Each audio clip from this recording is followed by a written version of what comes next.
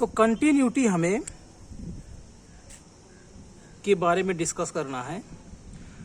तो ये कोसाइन है अर्थात कॉस है, ये कोसेकेंट है अर्थात कॉसेक है, ये सेकेंट है मीन्स सेक है, और ये कोटेंजेंट है मीन्स कॉट है। तो कॉस, कॉसेक, सेक और कॉट के बारे में हमें कंटिन्यूटी बतानी है कहाँ कहाँ होगी, डिसकंटिन्यूटी बतानी है कहाँ कहाँ होगी। तो स्टार्ट करते हैं कॉस से। तो कॉस के लिए हम एफ एक्स जो फंक्शन मानेंगे वो इक्वल टू हो जाएगा कॉस एक्स, और यदि अब एक्स है, एक्स तो कुछ भी हो सकता है, तो हमने मान लिया कोई आर्बिट्री, हमने एक रियल नंबर मान लिया कि वो ए है, और यदि ये f a limit x tends to a, इन दोनों की वैल्यू इक्वल आ गई, या डिटेल से बात करें तो ये प्लस और ये ए माइनस, यदि ये इक्वल आ गए, यदि ऐसा आ गया, तीनों ही क्या आ गए इक्वल, लेफ्ट साइड की लिमिट, राइट साइड की लिमिट और फंक्शन ए पर, यदि ये तीनों इक्वल आ गए तो हम कहेंगे कि ये कॉस एक्स क्या है, कंटिन्यूअस है। और यदि जहां पर ऐसा नहीं आएगा हम बोलेंगे ये फंक्शन क्या है, वहां पर डिसकंटिन्यूअस है। तो ए प्लस ए माइनस ना लेकर के हम सिर्फ इतना ही करेंगे। क्यों करेंगे, ये आपको पिछले वीडियोज में कई बार बताया है। तो यदि ऐसा भी आ जाता है तो हम बोलेंगे कि ये फंक्शन जो है कंटिन्यूअस है। तो देखने में तो cos x का जो फंक्शन होता है, जो ग्राफ बनता है इस तरह से, वो कुछ आपने देखा होगा, ऐसे ही बनता है। यहाँ पर पाई बाई 2 होता है, यहाँ पर पाई होता है, 3 पाई बाई 2 होता है, और यहाँ पर 2 पाई हो जाएगा।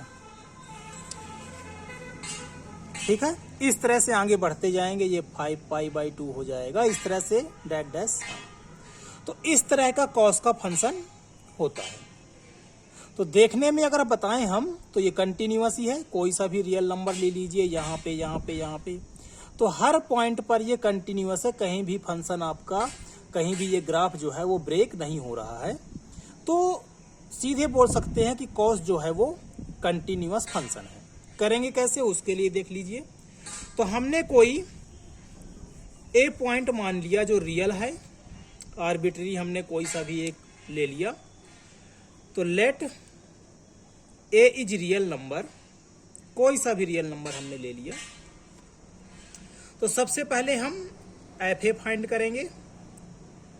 तो जैसे ही एफ ए इसमें फाइंड करेंगे हम, तो एक्स के प्लेस पर क्या आ जाएगा, ए आ जाएगा। और जैसे ही हम अपनी वही limit x tends to a f x, meaning क्या हुआ इसका, तो x tends to a cos x. यदि इसको सॉल्व करते करते कॉस ए आ गया तो हम बोलेंगे जो कॉस है वो हर रियल नंबर पे कंटिन्यूअस है। इसको करने के लिए हमने फिर से अगेन मान लिया कि लेट एक्स को हमने मान लिया कि वो a प्लस एच है, x इक्वल टू हमने मान लिया कि वो a प्लस एच है। h क्या हो सकता है, तो वही जो ही बताया था हमने कि limit x tends to a plus या फिर limit x tends to a minus. तो h क्या है, यदि प्लस में है तो a से थोड़ी सी ज़्यादा है, और यदि माइनस में है तो a से हल्का सा कम है। तो a मान के चलो ये है आपका, यहाँ पर मान लेते हैं कि ये a पॉइंट है, और a पॉइंट के आगे और एक पॉइंट के पीछे, और a पर मतलब फंक्शन पे, यदि तीनों ही वैल्यू इक्वल हो गई, सभी का आंसर यही आ गया, इसका मतलब क्या हुआ कि ये फंक्शन आपका कंटिन्यूअस है, यही कहते हैं इसमें। तो कैसे करेंगे देखिए। तो जैसे ही हमने x को a प्लस एच माना और जैसे ही हम x जो है वो a को टेंस करेगा, अर्थात x जो है वो a को टेंस करेगा, तो a कैंसिल हो जाएगा, जो h आएगा वो कितना आ जाएगा, 0 आ जाएगा। तो इसका मीनिंग ये हुआ कि यदि x टेंस कर रहा है a को, तो h टेंस करेगा किसको, 0 को। तो यहां पर हम लिख देते हैं कि लिमिट x, अब x नहीं आएगा, x टेंस टू a है, तो हम लिखेंगे h टेंस टू 0। ऐसे ही करते हैं। तो x के प्लेस पे क्या आ जाएगा, a प्लस h आ जाएगा। कई क्वेश्चंस हमने अटेम्प्ट किए हैं पिछले वीडियोज में, आप इसको डिटेल से समझ सकते हो। फार्मूला आपको पता ही है, cos a प्लस b क्या होता है, cos a cos b, plus है तो माइनस लग जाता है, और sin a sin b।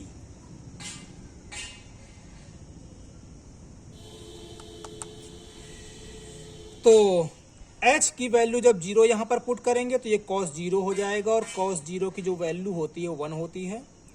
h को जब यहां पर प्लेस करेंगे तो sin 0 हो जाएगा, और sin 0 की वैल्यू 0 होती है। अर्थात इसका जो आंसर आएगा,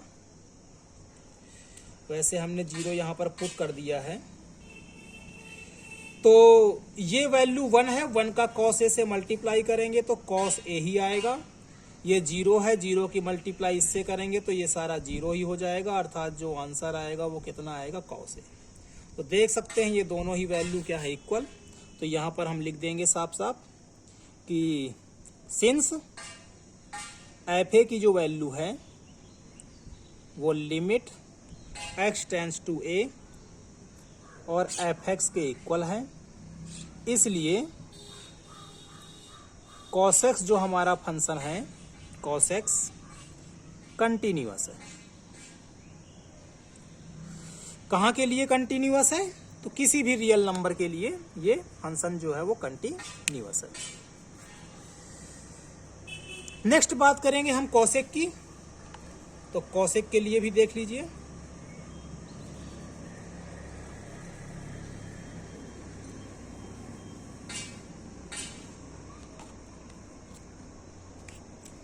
तो फंक्शन लिया हमने अब cosec x, cosec x को लिख सकते हैं हम 1/sin x। हमें पता है डिनोमिनेटर कभी 0 नहीं होना चाहिए, अर्थात sin x की वैल्यू कभी 0 नहीं होनी चाहिए, क्योंकि यहां पर जो है फंक्शन डिफाइन ही नहीं करेगा। तो sin x के लिए आपको पता है sin x का जो ग्राफ बनता है वो कुछ इस तरह से बनता है।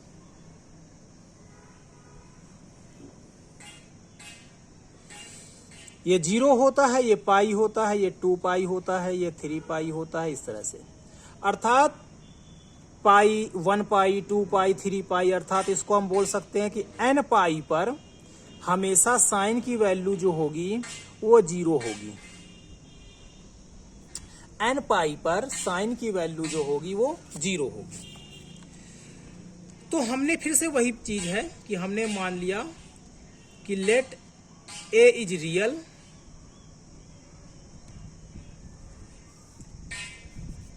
कोई सा भी a आर्बिट्री नंबर ले सकते हैं, बट क्या नहीं होना चाहिए, तो ये नहीं होना चाहिए, क्योंकि यहां पर साइन की वैल्यू 0 आएगी और ये हो जाएगा 1/0, और ये फंक्शन जो है डिफाइन नहीं होगा। तो a जो होगा वो क्या होगा, तो कुछ इस तरह से लिख देते हैं हम कि a जो होगा वो सारे रियल नंबर होंगे, बट n पाई नहीं होगा, क्योंकि हमें पता है कि n पाई पर ये जो है वो डिफाइन नहीं करेगा फंक्शन। फिर से वही काम, एक बार एफ ए, जब एफ ए लेंगे तो 1/sin a हो जाएगा ये, और दोबारा में हम लिमिट लेंगे x tends to a f x, जो कि आएगा आपका 1/sin x, और जिसमें हम फिर से वही जो आपको पिछली बार बताया था कि x को मानेंगे हम a प्लस h के इक्वल, और जब a प्लस एच के इक्वल मानेंगे तो इसी को हम लिख सकते हैं कि h टेंस टू 0। क्यों 0 आया? अभी कॉस वाले में हमने किया था। तो ये हो जाएगा आपका साइन a प्लस एच। एक्स को मानेंगे हम a प्लस एच। आगे बढ़ते हैं तो limit h tends to 0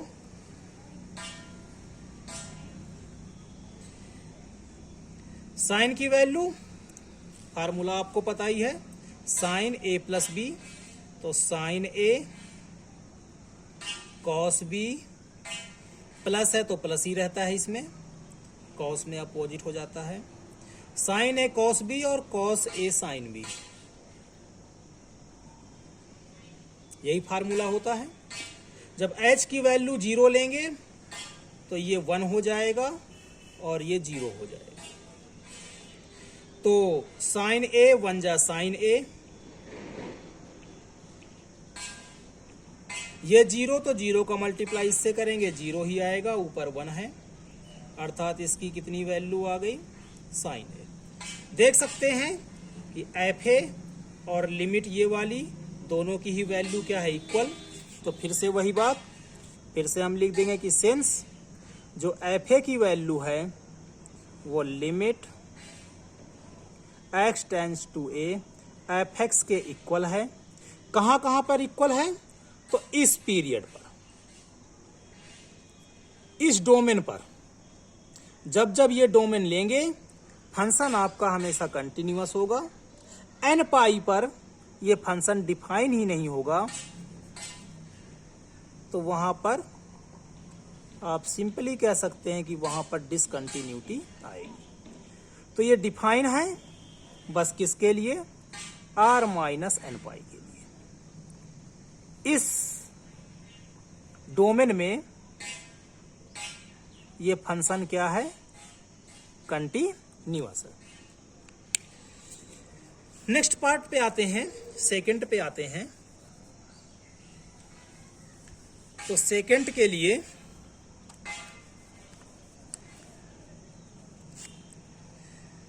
F x लिया हमने sec x, sec x को लिखेंगे हम 1 अपॉन cos x।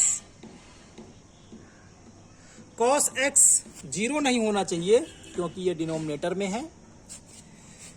तो हमने मान लिया फिर से वही कि a कोई आर्बिट्री रियल नंबर है और ये वाला बिलोंग करेगा हमारा r माइनस, भाई उसको माइनस करना पड़ेगा जहां जहां पर cos क्या है? 0 है। तो cos 0 कहाँ है वो देख लेते हैं। तो cos 0 है यहाँ पर, यहाँ पर, यहाँ पर, डेट डैश। वैल्यू क्या है इनकी? तो 1 pi upon 2, 3 pi upon 2, 5 pi upon 2। तो ये 1 3 5, 1 3 5 देखा जाए तो ये सब क्या है? Odd number. ऑड नंबर है तो इनको हम लिख सकते हैं 2n प्लस 1। बोलिए लिख सकते हैं कि नहीं लिख सकते हैं? 1 3 5 7 9 डैट डैश, इसको क्या लिख सकते हैं हम? Odd number. और ऑड नंबर को रिप्रेजेंट करने का मेथड क्या होता है आपको पता ही है, 2n प्लस 1। नहीं पता है तो आप सीधे इसमें AP लगा दीजिए। 10th क्लास में आपने AP पढ़ी है। कैसे लगा दोगे आप? तो an निकालना है इसका। तो फार्मूला होता है a plus n minus 1 into d. A का मीनिंग क्या हुआ? फर्स्ट टर्म मतलब 1। n क्या है हमें पता नहीं। d कितना आएगा? कॉमन डिफरेंस, 3 में 1 माइनस करेंगे 2 आएगा, 5 में से 3 माइनस करेंगे 2 आएगा, 7 में से 5 माइनस करेंगे 2 आएगा। तो यही d होता है। सॉल्व करके देख लीजिए। 2 का n, 2 1 जा 2, कितना आ गया? 2n, 1 माइनस 2 माइनस 1, यही होता है। अब यहां पर 2 माइनस 1 भी आप लिख सकते हो या फिर 2n प्लस 1 भी लिख सकते हो। ठीक, ऑड नंबर ही है ये। ऑड नंबर को इस तरह से भी रिप्रेजेंट कर सकते हैं, उस तरह से भी कर सकते हैं। तो 2n माइनस 1 हो या 2n प्लस 1 हो, ये ऑड नंबर को रिप्रेजेंट करने का मेथड होता है। तो ऑड नंबर है, 2n क्या हो गया आपका? इवन नंबर, उसमें 1 जोड़ दें तो ऑड होगा या 1 कम कर दें तो ऑड ही होगा। 8 है आपका इवन नंबर, एक प्लस कर देंगे तो कितना हो जाएगा, और नंबर, या फिर इसी में से एक माइनस कर दें तो भी क्या होगा, और नंबर। और 8 को रिप्रेजेंट करने का क्या मेथड होता है, 2n। तो 1 प्लस करें या 1 माइनस करें, आप यहाँ पर 2n माइनस 1 भी ले सकते हैं। तो ये रहा, n की वैल्यू जो है 1 2 3 4 कुछ भी। तो अब इस पीरियड में या कहें इन वैल्यूज में हमें पता करना है कि ये कंटिन्यूअस आ रहा है कि नहीं आ रहा। तो फिर से वही काम, सबसे पहले एफ ए में कितना हो जाएगा, ये 1/cos a हो जाएगा। x को रिप्लेस करेंगे a से, फिर वही limit x tends to a f x, limit x tends to a f x क्या है इसमें, 1/cos x है। फिर से वही काम, x को मानेंगे हम a प्लस एच, यही मानते हैं बार बार। तो ये हो गया आपका, h टेंस करेगा 0 को, देखिए x टेंस करेगा a को तो a से a कैंसिल होगा, h टेंस करेगा 0 को। तो यहाँ पर हम लिखेंगे cos a plus H, x को रिप्लेस करेंगे a प्लस एच से। फार्मूला आपको पता होना चाहिए। तो लिमिट cos का formula cos a cos b, plus है तो माइनस हो जाता है sin a और sin b। h की वैल्यू जब 0 पुट करेंगे तो इसकी वैल्यू 1 आएगी और sin 0 की वैल्यू 0 होती है। तो cos a का 1 से मल्टीप्लाई करेंगे तो cos a आएगा। ये 0 है, 0 का मल्टीप्लाई इससे करेंगे तो 0 आएगा, तो 0 को हम नहीं लिख रहे हैं। तो ये cos है, तो ये भी 1/cos है, ये भी 1/cos है। तो क्या आ गया, तो सिंस एफ ए की value limit x tends to a और एफ एक्स के इक्वल आ गया, इसलिए फंक्शन हो गया आपका कंटिन्यूअस। और कहाँ पर है, तो यहाँ पर है, ये ध्यान देना है, इस पीरियड में कंटिन्यूअस है। ठीक है, लिख सकते हो आप a लिख दो या x लिख दो। तो x बिलोंग्स करना चाहिए सारे रियल नंबर, बस किसको छोड़कर, 2n+1 को छोड़कर। और जिसमें n क्या है, तो आपका नेचुरल नंबर है। n क्या है आपका, तो यहां पर नेचुरल नंबर है।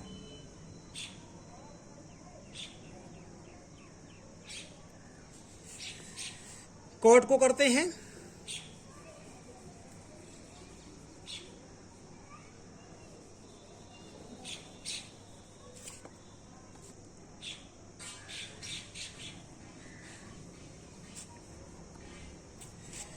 तो कॉट एक्स को लिखेंगे हम 1/10x। अब 10x डिनोमिनेटर में है, अर्थात 10x को 0 नहीं होना चाहिए। तो हमें पता करना पड़ेगा कि 10x कहाँ कहाँ 0 होता है। तो cot 10x का भी आपने ग्राफ देखा होगा, कुछ इस तरह से होता है।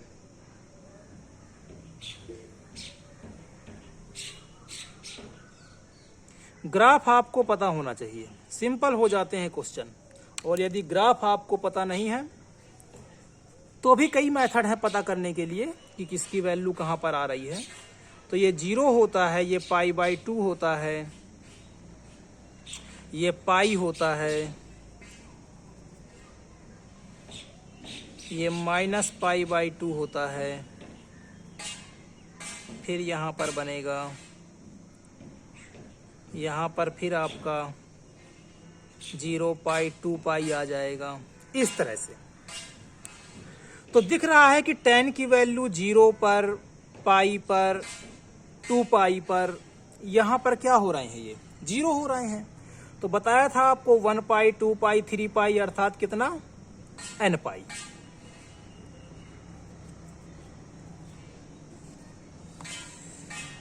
तो nπ पर ये फंक्शन क्या करेगा, आपका डिफाइन ही नहीं करेगा। तो इनको छोड़कर, तो फिर से वही a आपका हमने आर्बिट्री नंबर लिया है जो सारे रियल नंबर को देगा, ये बट कौन से नहीं लेने पड़ेंगे, हमें n पाई नहीं लेना है। यदि आप tan का भूल भी जाते हैं तो आप साइन से इसको कर सकते हैं। जैसे हम इसको लिखेंगे, cot x को लिख सकते हैं हम cos x upon sine x। अब साइन x 0 नहीं होना चाहिए, तो साइन x 0 आपको पता ही है, यदि साइन का ग्राफ आपको पता है तो ठीक है। तो ये रहा साइन वाला, ये साइन का है, और ये वाला आपका कॉस का है। तो साइन के लिए देख सकते हो 0 पाई 2 पाई 3 पाई, और इसमें भी वही है 0 पाई 2 पाई 3 पाई।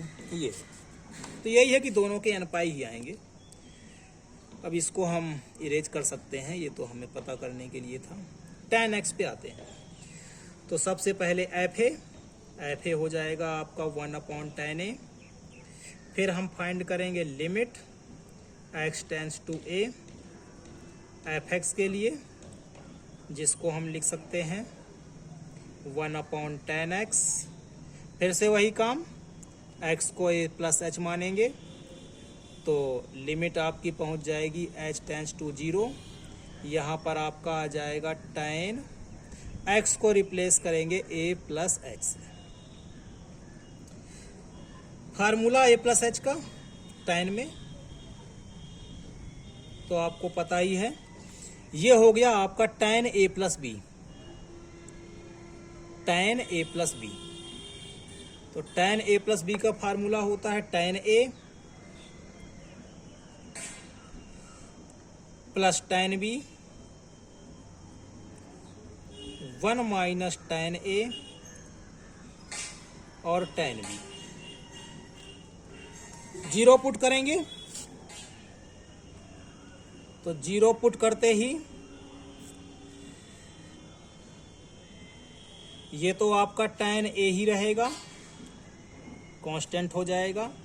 tan h टेंस टू 0 अर्थात tan 0, और tan 0 की वैल्यू कितनी है, दिख रही है 0 है, अर्थात ये टेंस करेगा 0 को। tan h टेंस करेगा 0 को, 0 की मल्टीप्लाई tan a से होगी तो ये पूरा 0 हो जाएगा। तो 1 माइनस 0 कितना आ जाएगा, 1। 0 को हम लिखेंगे नहीं, 1 है, 1 को भी हम छोड़ सकते हैं। तो ये भी कितना आ गया, सिर्फ tan a ही आ गया। साफ साफ लिख लेते हैं इसको, tan a।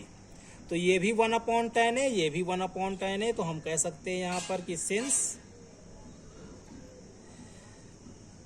एफ ए की जो वैल्यू है वो लिमिट